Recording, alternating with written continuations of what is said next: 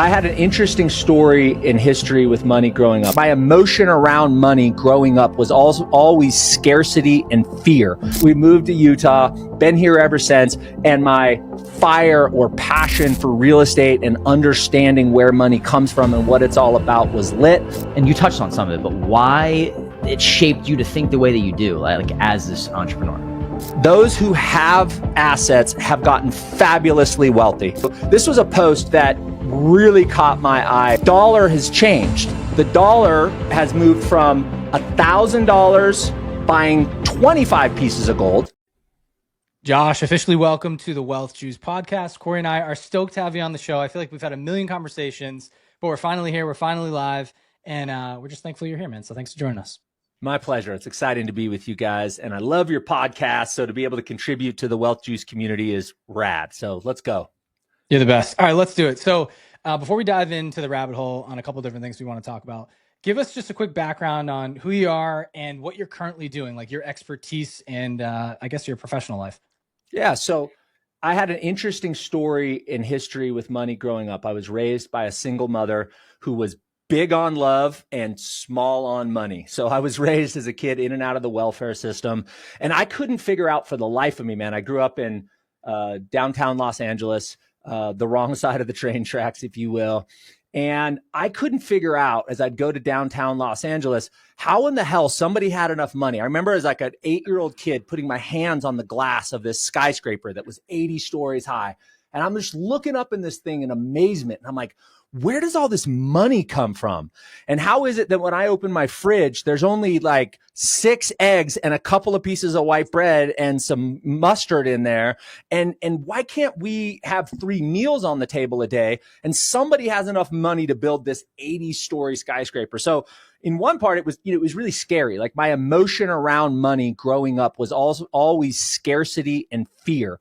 On the other side of that, it created this like ravenous hunger for me to figure out, this curiosity that I couldn't quench. How is it that, my mother is selling her wedding ring at a pawn shop so she can buy me a hamburger and take me to a movie, and these people are rolling around in Bentleys and there's an 80-story glass building? So that was like the start of my flame or fire, my passion around trying to understand money. And thankfully, my grandparents, my grandmother, my grandfather, they were great entrepreneurs. They had a landscaping business. Eventually, they parlayed that into an 90-unit apartment building.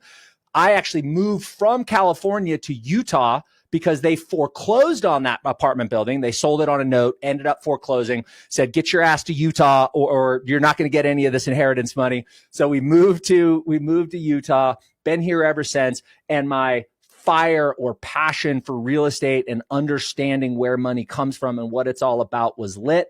Fast forward, about the time I was 21 years old, started in the mortgage industry, started making money. My mom had gone back and got her law degree from the University of Utah. She started the first female solo law firm ever. Nobody had ever left the University of Utah as a woman, started a law firm from day one. We started investing in real estate together. 25 years later, we've got a 9-figure portfolio of real estate. We manage everything ourselves, all through Utah. We've got a few single family, not very much. We've got multifamily apartment. We've got medical office. We've got retail shopping centers. We're doing a big industrial flex space right now. So it's been a heck of a journey, dude. And I'm excited to share a little bit about it today with you guys. Sweet, man. What a story. You've told that before, it seems like. So thank you for sharing. Thank you. I'm curious about, before we dive into some of the meat of this, I'm just curious about your thought process and why you feel like I've talked to a number of people that have come from a scarcity mindset of money and then have become extremely successful with money. Ryan and I are not from necessarily that background. Like we grew up middle class. We never really wanted for anything. We didn't have it all for sure, but I'm curious about your upbringing, maybe what, and you touched on some of it, but why it shaped you to think the way that you do, like as this entrepreneur. I think I was scared to death, man. Like I grew up in an area of Los Angeles where, and I don't want to like over dramatize this, but there were gang shootings all the time. I can remember 3 different occasions when I was 8, 9, 10, 11, 12 years old that gang members put knives to my throat.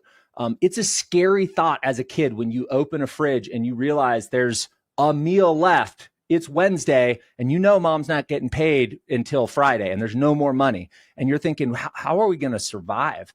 So when you come up through those moments where you're so fearful, it's like, once Freddy Krueger is chasing your ass, you're not going to stop running till you are really far away from Freddy Krueger. And that kind of just propelled me to be this ravenous hunger where I'm like, look, I will do effing anything to make sure that I don't go back to food stamps, that I don't go back and take my family to food stamps. Like, I only need to do that once this lifetime. I do not need to experience it a second time.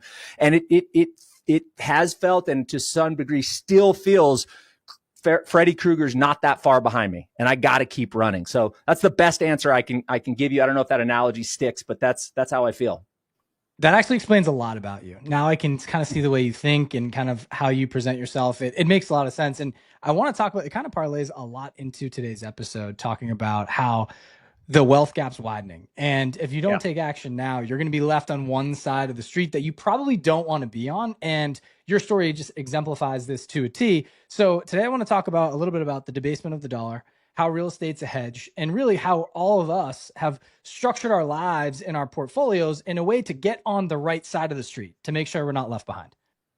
Yeah. To that effect, that the wealth gap is widening, I recently wrote an article on LinkedIn, and the title was, "What the F Happened to the American Dream?" And I showed a graph that showed that the top 1% of Americans, so this was American households, is the way they did it, has approximately 13 times, not 13%, 13 times as much net worth as the bottom 50% of America. That is the widest gap or discrepancy that this country has ever seen. And if I step back and say, why is that?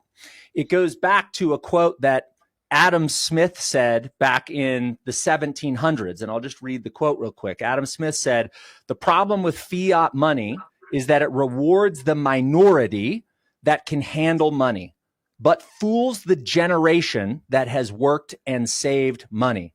So that top 1% has figured out that the US dollar is being debased. It is being devalued. It is being destroyed. And they have invested in assets that have grown and gone crazy. Like, look at real estate since COVID, look at Bitcoin, look at gold, look at silver, look at the stock market. Those who have assets have gotten fabulously wealthy. Everyone who doesn't has gotten strangled because the cost of eggs went from $1 to $8, the cost of gas, on and on and on, the cost of rent, on and on and on. So there's a really good, I'll jump into, if it's okay with you guys now, a couple of graphics that I think will be super helpful to illustrate this point. And team, I know many of you may not be able to see the screen, so I'm going to narrate through it to the best of my ability. But also, this will be on YouTube, and you guys can go over and watch that if you want to see the video side. So this was a post that really caught my eye. It came from Twitter. He said, in 1971, this $1,000 bill bought 25 ounces of gold. Today, it buys just 0.25 ounces. That's crazy. Gold isn't exploding. Fiat is imploding. An ounce of gold is still an ounce of gold. It's the dollar that lost 97% of its value. That's crazy. 97% of its value has been destroyed since 1971. I was born in 1978. So this isn't like a super long period of time for me, right? This is basically my lifetime. So what happened in 1971? That would be the question. Like, how did this get so crazy? So I just threw this in ChatGPT this morning. If you guys, as you guys get to know me, everything, I stress test everything on ChatGPT. But in 1944, the Bretton Woods Accord was formed. This is how the world governments came together after World War II in order to rebuild Europe and all of the destruction from World War II. And at that time, from 1944 to 1971, the official price of gold was $35 an ounce. And then the world reserve currency became the US dollar, and it was pegged to gold at $35 an ounce. And everybody started trading commodities in dollars. This is when they, part of this accord was that you had to sell oil in dollars, which was pegged to gold. So we had stable asset-backed money, sound money. Enter 1971. 1971, Nixon takes us off the gold standard. Other countries can no longer redeem dollars or treasuries for gold. Gold explodes from $35 an ounce to $4,059. I guess that was the high we hit the other day as of October 10th. Maybe that's today. But think about that. From $35 to $4,059, you're talking about an 11,600% increase in the value of gold. But here's the kicker, guys. Here's the kicker. The value of gold has not changed in 2,000 years. The value of gold has not changed in 2,000 years. If you go back and research, what did a senator in Roman times pay for a fine toga suit, head to toe, the outfit that they would wear into the Roman Senate? 1 ounce of gold, 2,000 years ago. Okay, well, what does a fine suit cost today if we go into Nordstrom? Well, let's just check it out. Went on to Nordstrom today. Here's the Brunello I don't wear this clothes, Ryan, so I'm going to make it up. Cucinelli for $4,400. Here's another Brunelli, $4,000. So a fine suit today is worth 1 ounce of gold. 2,000 years ago, with 1 ounce of gold, I could get one fine Roman toga. So the point is, it's not the gold that has changed in value. What's changed in value is the denominator. It's the measuring stick. It's the dollar. You see, when we think about measuring units, what's useful about a great measuring unit is the fact that it's consistent, it's stable, it's reliable. In other words, the width of this room is 22 feet. You come back in 100 years, how many feet across this room is it going to be? 22 feet. It's not going to change. If you put a gallon of gas into a gas container, in 10 years, you come back, it's still a gallon of gasoline. The dollar has changed. The dollar has moved from $1,000 buying 25 pieces of gold to $1,000 buying 0.25 ounces of gold. So that fiat currency, when we left the gold standard, has completely demolished the value of the gold. And this is important for real estate investors because we have this incredible privilege of shorting the US dollar by taking out debt. I'm going to go back to, I'm just going to keep rocking here in case you have questions, but I'm going to go back to sharing a couple other slides, if that's okay with you. That's perfect. All right. So if the US dollar is being devalued, then you might expect those that hold large quantities of US dollars to be exiting the US dollar. Oh, that's exactly what's happening right now. So check this out. This is a graph of foreign central banks now hold more gold than they do US treasuries. So this is percentage of gold currency. So this is China, Japan, Europe, India. They all held huge quantities of treasuries, and they still hold large quantities of treasuries, but it's less because they were selling things to the United States. Then the dollars would come back to them and they would buy US treasuries with it. That was the most solid form of liquidity because they needed to be able to transact in US dollars. So you can see in 1980, almost 80% of reserves was gold. That came down and treasuries started to go up. Now, this is interesting. The percentage of treasuries started to rise and has now come back down. And the gold now, the foreign governments now hold more in gold. Why is that? Why did foreign governments start to sell off their treasuries? And why did they start to buy gold? Because they realized that the currency is being debased. If you're reading things online, there's this debasement trade that JP Morgan has named. And basically what they're saying is, look, the US government is screwed. Like, we're adding $1 trillion in debt every 100 days. Elon came in, tried to do Doge. That worked for about 4 months. Then Elon got out and is like, US government's hosed. Like, there's no coming back. And Trump and the administration has basically said the only way out of this thing is inflation and for us to grow the heck out of the economy. So this is pretty interesting. This graph shows gold, the price of gold, which is the black line, and it tracks it against global liquidity, the orange line. So as global liquidity, i.e. more dollars have been printed, the price of gold has generally followed that.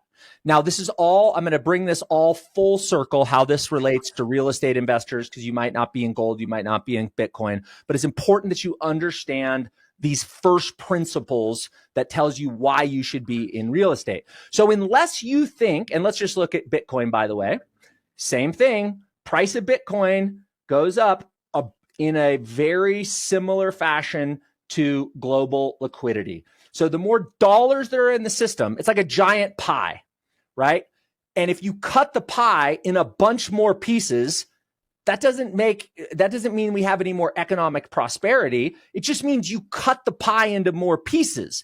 And that is what is causing this flight out of the dollar into things like gold, Bitcoin. We already saw the big run up in real estate. We'll probably have another decent run up in real estate as mortgage rates go down.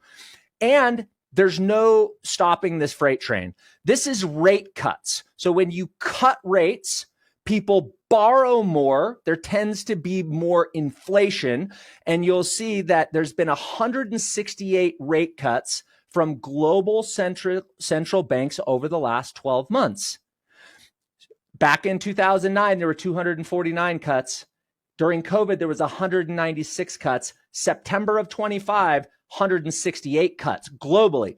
So the world central bankers are cutting rates, which is going to increase global liquidity, which is going to continue this debasement trade or push out of treasury bills and out of the dollar and into hard currencies and assets. And last thing I'll show you guys here before we take the screen share down and we can get into how this relates to real estate.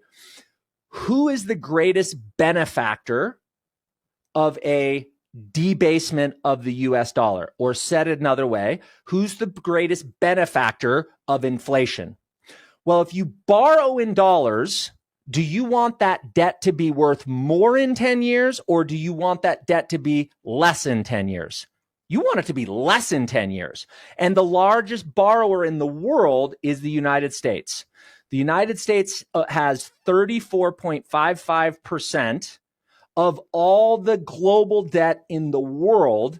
That would be global government debt in the world. So the greatest benefactor from inflation, from debasement of the US dollar, is the US government.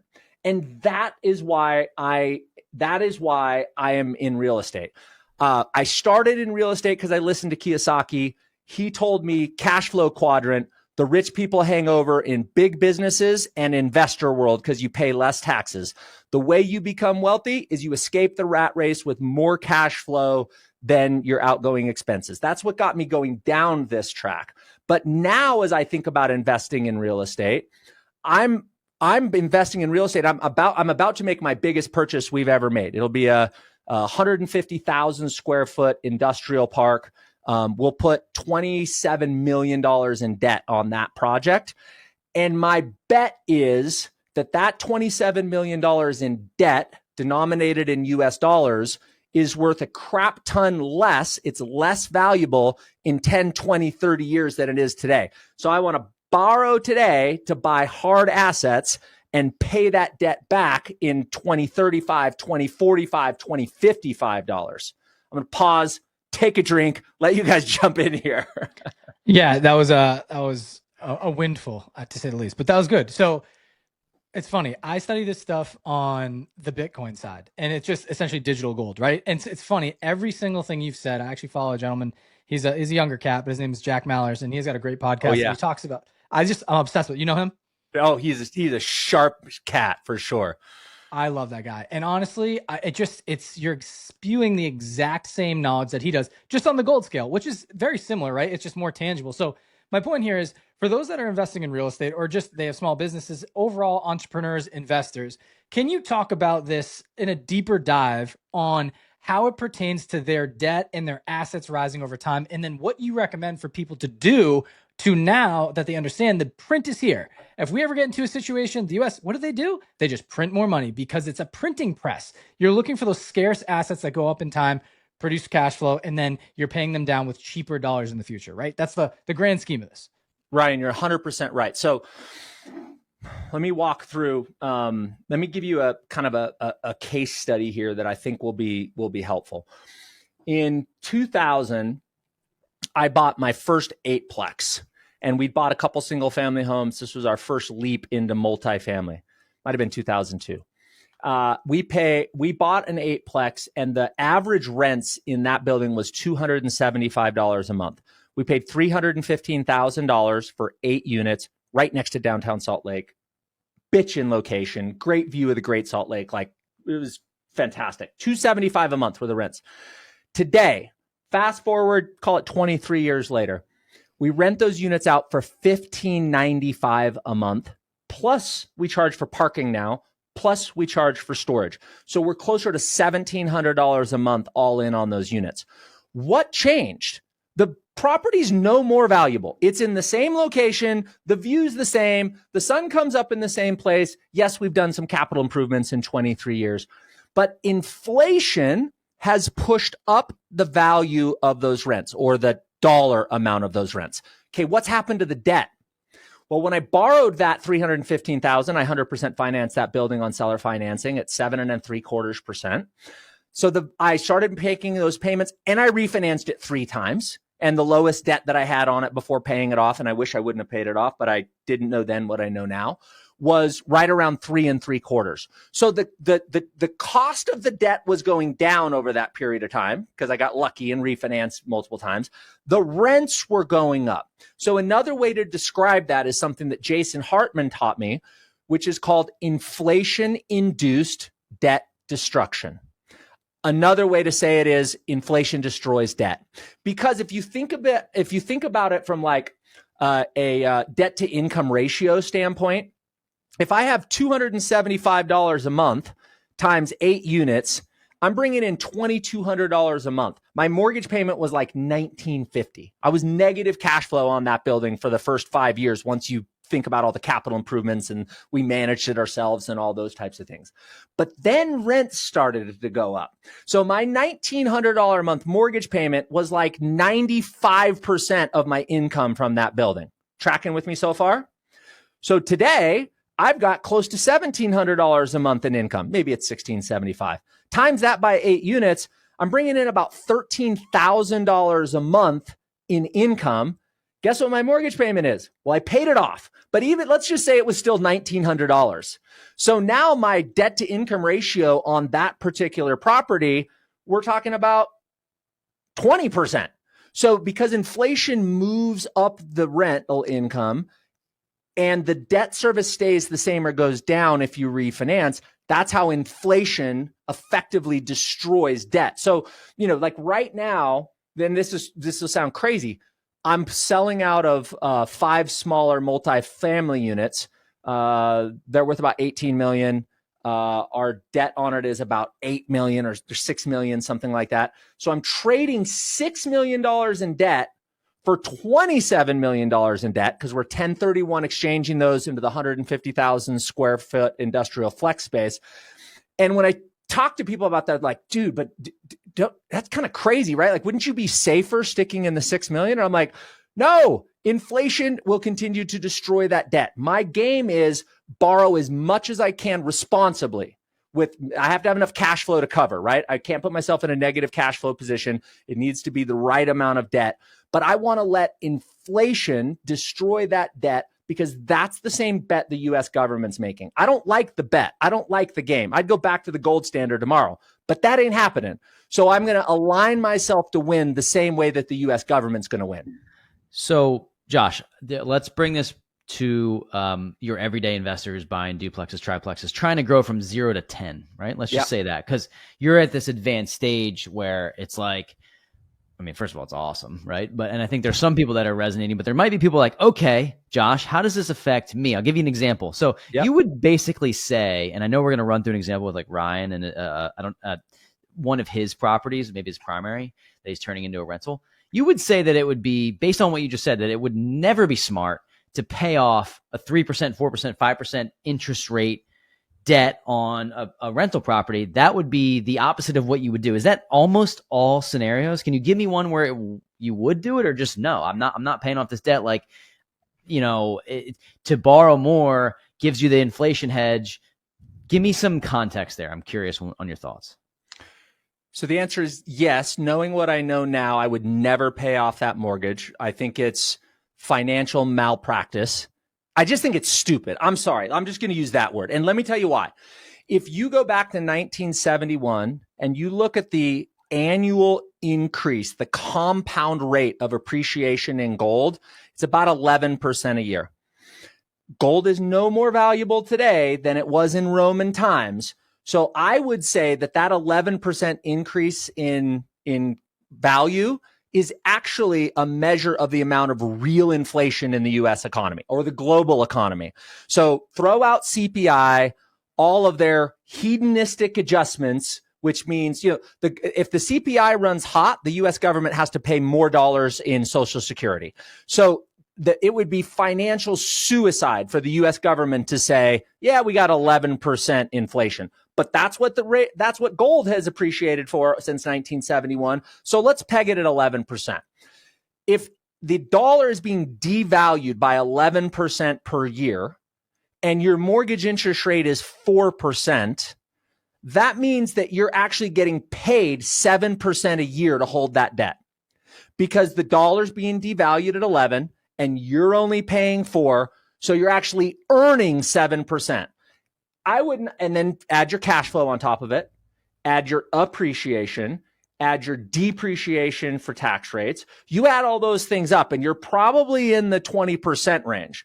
So I am not selling any asset that I'm going to make 20% on, and I don't have to do much, right? I get a good tenant in there. I get a good management team in there. Like over 30, 40, 50 years, that's a slam dunk. So the only time I wouldn't do that is if I had little equity and I had a high debt ratio on that home, and let's say I had adjustable rate debt on that home and it was coming due in the next couple of years, and I was fearful if this thing adjusts from 4 to 7, I'm smoked. I'm going to be way underwater, and my financial picture isn't such that I can inject a couple $100,000 to pay this thing down. That could be a reason why I would sell. Another reason I would sell is if the neighborhood was going to crap. So, we own 67 single family homes at our peak before we started getting into multifamily and other things. And we had a very simple rule. Remember, my mom, my wife, and I, and now a team, have managed all these properties for 25 years. And we had a no slum rule. Like, the rule was really simple. If mom can't go there after dark, we're not owning it.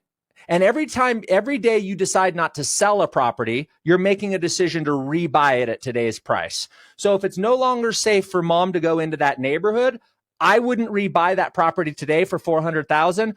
I should probably sell it. But then I'm going to 1031 exchange it. I'm not going to pay taxes on it. And I'm going to 1031 exchange not to a $400,000 house. I'm going to 1031 exchange to $1 million duplex, triplex, quadplex, and keep it rolling. I'm just moving my assets to a place where I think it'll compound and grow faster. That's the real. I love it. I have a lot of different scenarios for you. Oh, Corey, do you want to go? No, I was saying that's the real life monopoly piece that we've been talking about. But go ahead, Ryan. Yep. 100%. Yeah. So, Josh, we had kind of talked about this a little bit. Let's give you the scenario of my primary residence just to give people an exact example. So I'll run the numbers for you. So we bought it for about we'll call it 360. It's worth about 600 now. And we owe 245 on it, or call it 250 for even numbers, just so you can kind of have this in your brain. 3.375 is the interest rate on it. And my play here is, hey, I want to keep this property in order to have an income producing asset. We could probably charge around $3,500 in rent. My mortgage is around $1,900, so there's a good spread there. And I want to jump into the next primary, right?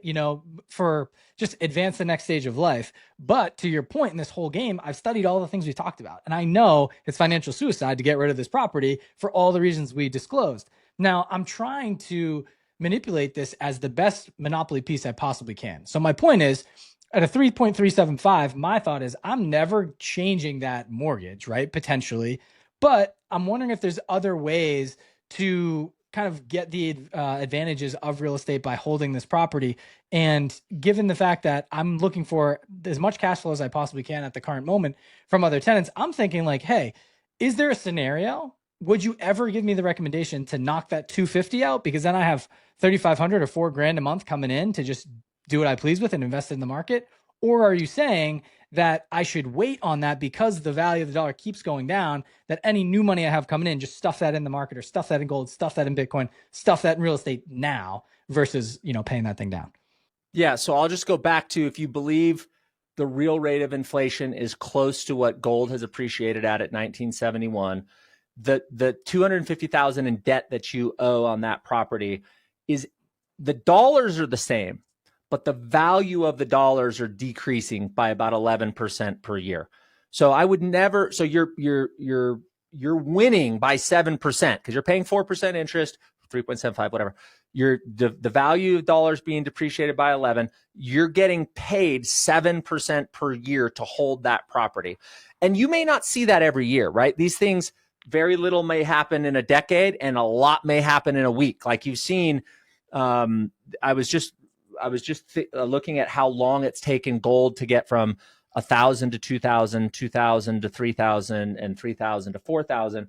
And it's something like, to get from 1,000 to 2,000 was like 12 years. To get to 2,000 to 3,000 was like 8 years. To get or 6 years. To get from 3,000 to 4,000 was like a couple of months, like 200 days, something like that. So you're seeing this period where all of a sudden gold is catching up. But it doesn't mean inflation jumped in the last 200 days. It means finally people are figuring out, oh, these dollars aren't worth crap. And you get these huge runs like we're having today. So over a long enough time span, figure that debt's being devalued by 11%, which means that people's income are going to go up to keep up with inflation, which means you're going to be increasing the rents over time. And it's that increase in rents as the payment stays the same, which is essentially that inflation-induced debt destruction. So I think your question was, would I ever pay off that debt? I wouldn't ever pay off that debt with fresh dollars. I want to be out of dollars as quickly as possible into hard assets. And I buy gold, silver, Bitcoin, and real estate. Those are the horses that I'm betting on. And it's worked really well over the last 25 years. So the only way I would pay off that mortgage is if two scenarios that I can think of.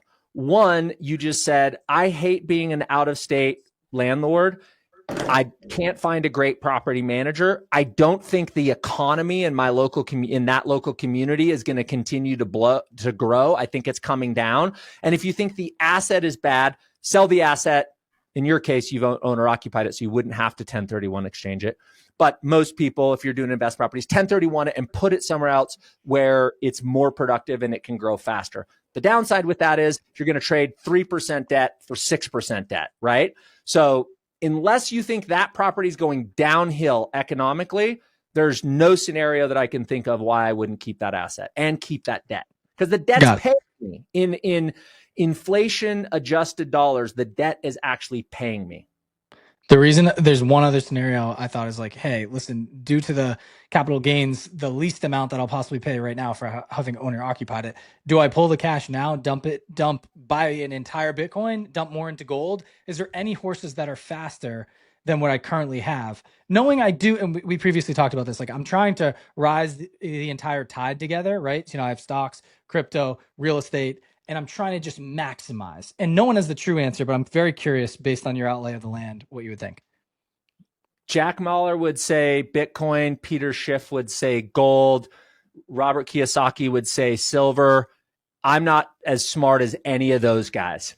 So the answer is, I don't know. So here's my horses. And we talked about this earlier. I believe in asset allocation, and I don't get too overly joyous or excited when one asset class rips over the other. And I don't all of a sudden go, oh, I'm going to sell all my assets and move into that.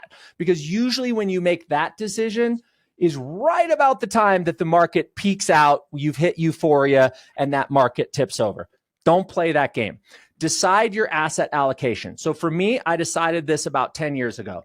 85% of my net worth, my equity, my value is going to be in real estate. That's the difference between the value of my properties and the debt that I owe on that property. That's 85% of my net worth. 5% of my net worth is going to be in gold and silver. And I have gold and silver bullion. I have gold and silver mining stocks. I own gold and silver ETFs. 5% of my net worth is in Bitcoin, and 5% is in treasury bills. Now, if people are going, well, wait a minute, you just said the dollar's dying. Why do you have 5% in treasury bills? Because my outgoing mortgage expense every month is like $500,000. So I need to have cash in case I lose a big tenant to make payments, and I don't want to sell my Bitcoin or my gold and silver. So I'm on an 85-5-5-5 plan. And I was lucky. I started investing in Bitcoin in 2017, and I've sold off several tranches of Bitcoin, which I've moved into gold and silver and bought more real estate with it.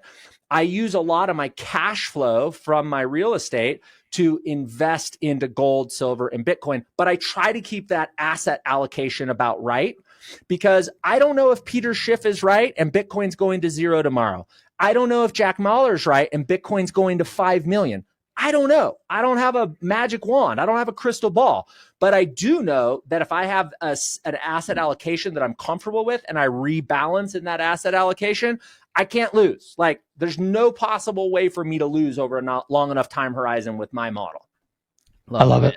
All right. So this is just a breath of fresh air, a wealth of knowledge. I love the name drops because I study all of these gentlemen and in the different silos. That's why I asked the question, right? Because my brain is getting pulled in 5 directions. And I'm like, dude, what lane do I pick? And you've kind of justified or kind of reinforced my thoughts. Like, have a little bit in each. And people say, diversification is not key. You want to focus on one lane and believe in it all the way, or you get screwed over. My mantra and my, I guess, investing criteria is kind of similar to yours. I like having some of the horses in each of the races. So with all that, I think people are probably excited. They're probably a little bit like, hey, I understand some of what you said. It's a little high level. Can you give us any insight to a little bit of a deeper dive? I believe you wrote an article that might be helpful for people. Yeah. And I think the advantage that I have, Ryan, as you were saying that, the advantage that I have is that I've owned the same apartment buildings for 20 years. And I've seen this rent inflation and the debt destruction over a couple of decades. And it just makes it a lot more clear for me because I've witnessed it. And then when I read and listen to these same people, I'm like, that's what I'm living in, owning these assets over long periods of time. And yeah, to your point, we just wrote an article called How Inflation Quietly Pays Down Your Debt. I'll leave you a link to this, but there's a lot of what I'm talking about, a lot of the graphs. And for anybody that this is starting to make sense, but you kind of get it, I think this would be a great article for you to read. I also wrote an article on LinkedIn. You can just search me up on LinkedIn. What the F happened to the American dream. I've got a lot of the same slides. So you read those 2 articles and I think it'll kind of polish everything off for you. Yeah, I think it's amazing. This is some of the things, just to give people a peek behind the curtain, that Corey, myself, Josh, we study on a daily basis. So I think it's just opening a bigger picture and a bigger conversation to get people thinking like, I got to do something now. For the people that are interested in real estate, interested in Bitcoin, interested in gold, the time is now. You need to stop waiting and don't get left on the wrong side of the wealth gap, because it can very easily happen. The system is set up for you to fail. So, Josh, I just want to say it was a pleasure having you on the show, man. I think we're going to have you woven in a little bit more, just based on all the things we have in common, all the lanes of synergy. And, this was a great first episode. So thanks for joining us. My pleasure. It's great to be with you guys. Great to hang out with the Wealth Juice community. Love it.